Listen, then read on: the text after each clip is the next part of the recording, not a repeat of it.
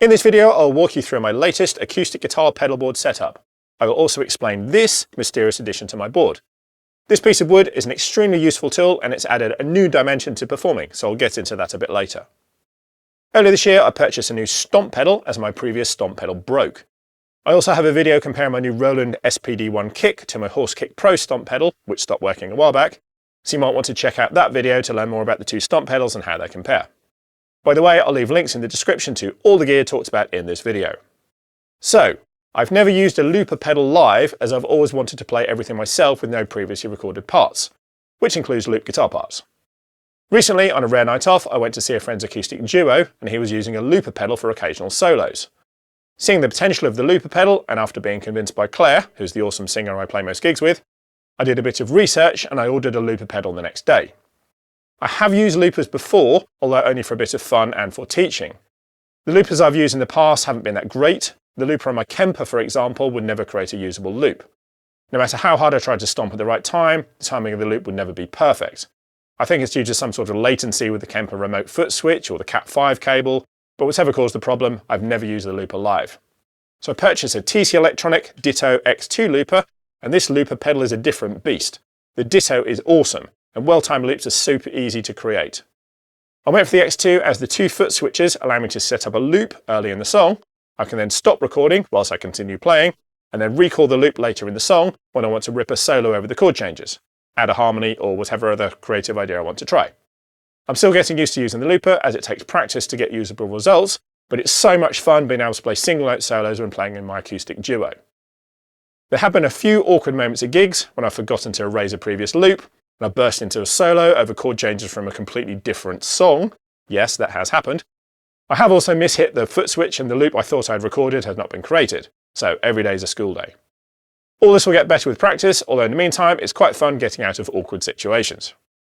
When I first experimented using the Stomp pedal and the looper live, I figured a pedal board would save time when setting up my gear. So I found this Pedaltrain Metro 24 board, and I had used it for many years, so I decided to use this. I also had a TC Electronics Hall of Fame Reverb pedal, so I added that to the board as well. The amp I use when playing solo and duo acoustic guitar gigs is my AER Compact 60. I'm currently using the inbuilt delay effect on the amp and the Hall of Fame pedal for reverb. This is working rather well, although I'm still experimenting with my live sound, but it's great to have all the different options. So to power the pedals, I already owned a Voodoo Lab Pedal Power 2 Plus isolated power supply.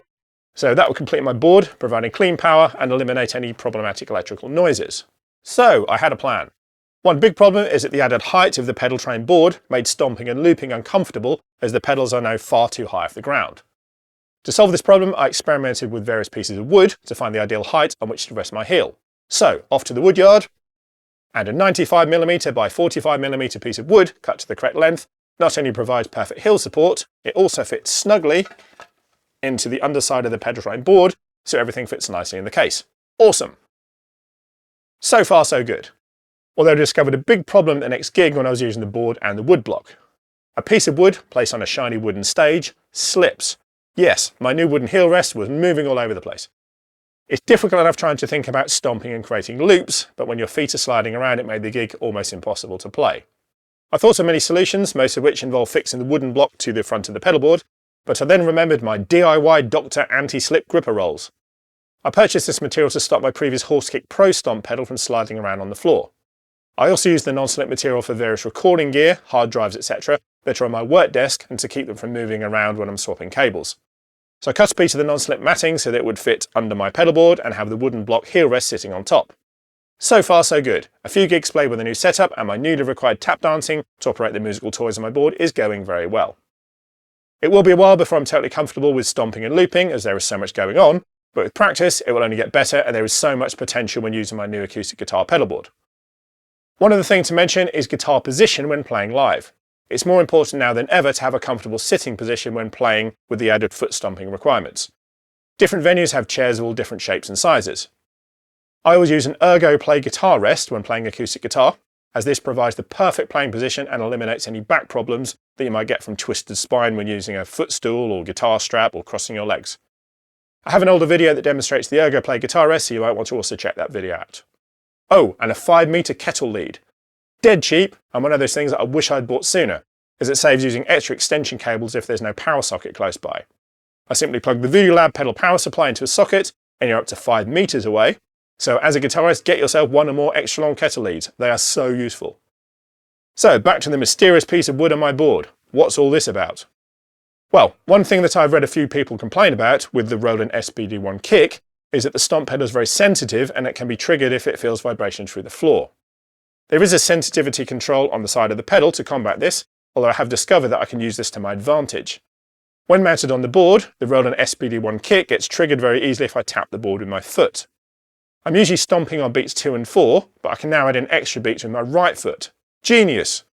Not only that, for fast tempos, 2 feet stomping keeps a more even tempo and is less tiring than trying to stomp quickly with 1 foot.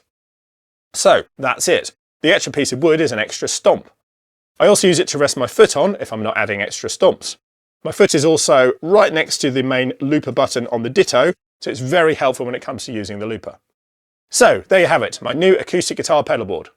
The combination of my Taylor acoustic guitar, AER Compact 60 amp, and the pedal board works really well, and I'm so looking forward to seeing what creative results I can achieve once I gain more experience using it. I hope you enjoyed this breakdown of my new acoustic guitar pedal board. Please hit that thumbs up button and hit subscribe if you haven't already, as it really helps my channel and is very much appreciated. So see you on the next one, and bye for now.